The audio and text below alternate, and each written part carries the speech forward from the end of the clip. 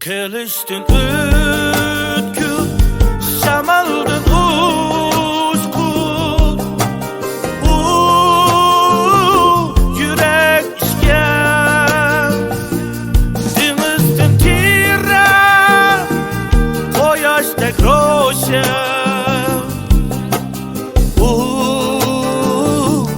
Yürek işken, peydim münasır.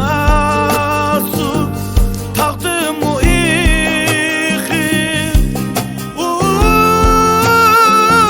yürekken. Demek insanda yüreknin rolü.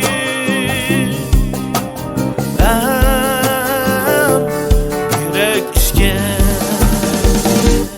Hey hey yürek yanam, hey hey yürek yanam.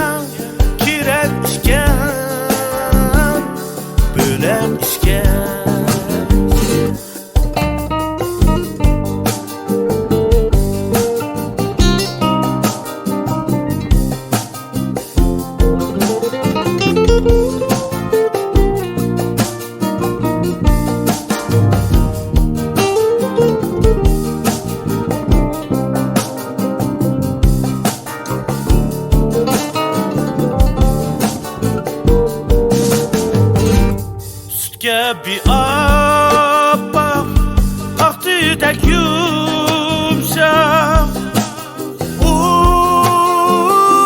Yürek işken, taştım mukaddim, kehridek açın.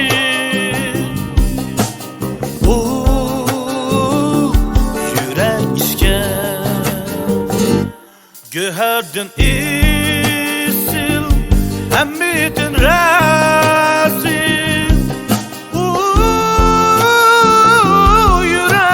Yürekken. Demek insanda yüreknin rolü.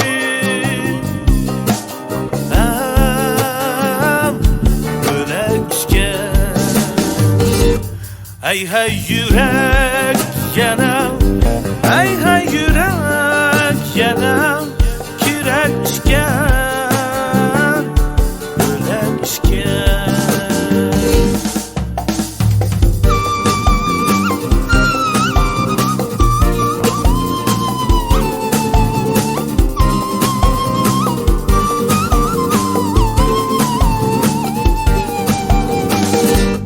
Hey hey yürek yanam, hey hey yürek yanam. Yürekken.